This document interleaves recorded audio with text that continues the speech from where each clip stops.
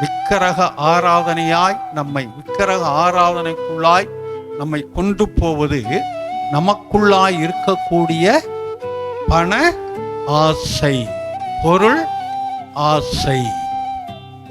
இந்த பண ஆசையும் பொருள் ஆசையும் நான் ஊழியத்துக்கு வர்றதுக்கு முன்னாடி இருந்தே எனக்கு கிடையாது.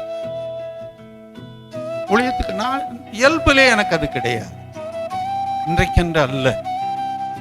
ஊழியத்துக்கு வர்றதுக்கு எனக்கு தேவை போதும், அதுதான் நான் நினைப்பேனே தவிர அதை காட்டிலும் பெரிய ஒரு அந்த ஆசை வேண்டும் அப்படிங்கிற நிலைமையில ஊழியத்திற்கு வர்றதற்கு முன்னாடி இருந்தே அந்த ஆசைகள் கிடையாது. எனக்கு உள்ளது எனக்கு போதும், எனக்கு கிடைத்தால் போதும், இருக்கிறது போதும் என்ற மனநிலைமையில் நான் வளர்ந்து வந்ததுனால ஒரு பங்கு இந்த ஊழியத்தில் என்னால் நிலைத்து நிற்க முடிந்தது. இல்லைன்னா ஆரம்ப காலத்தில் நான் அந்த 1984 ஊழியத்தை விட்டு நான் வீட்டில் போய் செட்டில் ஆகியிருப்பேன். ஏன்னா அந்த அளவுக்கு அந்த நாட்களில் இருந்த வறுமைகள் எனக்கு ஊழியத்தில். நான் முன்னாடியே உங்களுக்கு சொல்லியிருக்கிறேன், 3 ரூபாயில 3 வேளை ஆகாரத்தை முடிக்க வேண்டும். 3 ரூபாயில 3 வேளை ஆகாரத்தை முடிக்க வேண்டும் வேலூர்ல. அப்படிப்பட்டதான ஒரு கடினமான ஒரு பாதையில் கடந்து வந்தேன். அந்த கடினமான இந்த வேதத்தில் இருக்கிற எல்லா வசனங்களிலும் எனக்கு மிகவும் ஒரு பிரியமான ஒரு வசனம், என்னை மிகவும் தைரியப்படுத்தின ஒரு வசனங்கள் உண்டென்றால் பிலிப்பியர் 4:12. ஆனால் இப்ப சொல்லலாம், அடிக்கடி முன்னாடி சொல்லி இருக்கிற அந்த வசனத்தை அதை வாசிங்களேன். பிலிப்பியர் 4:12. தாழ்ந்திருக்கவும் எனக்கு தெரியும். இன்னும் பார்த்தீங்கன்னு சொன்னா, நான் ஒரு ஊழியக்காரன் அப்படிங்கிற நிலைமையில நான் எந்த இடத்துலையும் காட்டிக்கிறதுக்கு நான் விரும்புறது கிடையாது. சிஸ்டர் கூட ஒரு பாஸ்டர்மா அப்படிங்கிற கௌரவத்தை ஒரு இடத்துலையும் காட்டினது கிடையாது. நீங்க வீடுகளில் வந்தாலும் கூட தெரியும், சில வேளை சேர் கிடந்துச்சுன்னா மேலே உட்காருங்கம்மா, நான் கீழே உட்காந்துக்கிட்டு இருப்பேன். வர்றவங்கள சேர்ந்தா உட்கார சொல்றேன், உட்காடுறாங்க. சில நேரம் கீழே உட்காராங்க, அது வேறு. நான் கீழே உட்கார்ந்தாலும் சேர்ந்தா பரவாயில்ல, நீங்க உட்காருங்க, ஒன்றும் பிரச்சனை ஒன்றும் இல்லை, உட்காந்துக்கும், அவ்வளவுதானே நான் சொல்லக்கூடிய மனப்பக்குவத்தில் உள்ளவன். நான் ஊழியர் என்ற நிலைமையில இதுவும் இன்னமும் இல்லை. அதனாலதான் சொல்லுவேன், நான் இந்த இடத்துல கொடுத்தாலும் இந்த இடத்துல படுத்து எந்திரிச்சுக்கிறவேன்னு சொல்லுவேன். ஆமா, நான் இந்த மெத்த இருந்தா தான் படுப்பேன், ஏசி இருந்தா தான் படுப்பேன். அந்த ஒரு மனப்பக்குவம் எனக்கு கிடையாது இது வரைக்கும். நான் இப்படி இருந்தா தான் சாப்பிடுவேன், அப்படி இருந்தா தான் போவேன், அதுவும் கிடையாது. அதனால தாங்க சொல்லும்போது தாழ்ந்திருக்கவும் எனக்கு ஊழியத்துல வந்த நாட்கள்ல கற்றுக் கொடுத்த பாடம் இந்த வேத வசனம். அது நான் தாழ்ந்திருக்கிறதுக்கு இன்னும் எனக்கு தெரியும்.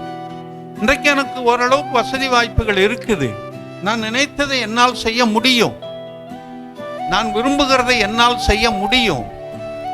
ஆனா எனக்கு அது விருப்பம் இல்லை, எனக்கு அவசியம் இல்லை அது இல்லையா. அதில் தாழ்ந்திருக்கவும் எனக்கு தெரியும், வாழ்ந்திருக்கவும் எனக்கு தெரியும். சில இடங்கள்ல போனா எப்படி இருக்கணும், அவங்களுக்கு ஏற்ற மாதிரி அவங்களோடு சேர்ந்து எப்படி இருக்கணும், அப்படி இருக்கவும் எனக்கு தெரியும். வாழ்ந்திருக்கவும் எனக்கு தெரியும்.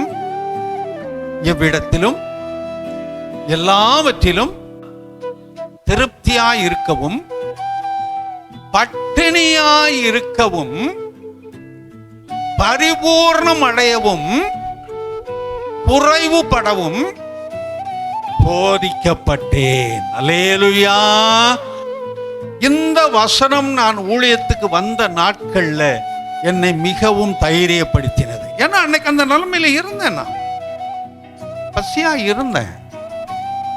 ஒரு வாலிப பருவத்துல 3 ரூபாயை கொண்டு 3 வேளை ஆகாரத்தை முடிக்கணும், எப்படி முடியும்? அது கடினமான ஒரு சூழ்நிலை.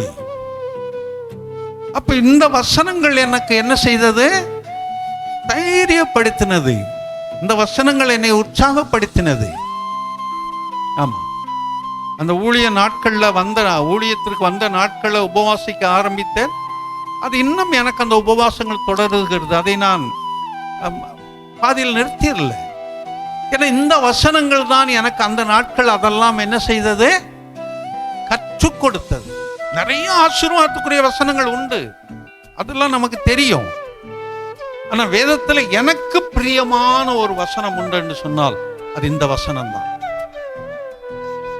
என்னை ஆசீர்வாதத்திற்குள் கொண்டு போனது, என்னை இத்தனை வருட காலங்கள், இந்த 45 வருட காலங்கள் ஊழியத்தில் முழு நேரமாக நிற்க எனக்கு கிருபை செய்த ஒரு வேத வசனம் இருக்கிறது என்று சொன்னால் அது இந்த வசனத்தை தான் நான் கோடிட்டு சொல்லுவேன். ஏனென்றால் நான் தாழ்ந்திருக்கவும் எனக்கு தெரியும், வாழ்ந்திருக்கவும் எனக்கு தெரியும், நான் பசியா இருக்கிறதும் எனக்கு தெரியும், பரிபூர்ணம் படவும் எனக்கு தெரியும்.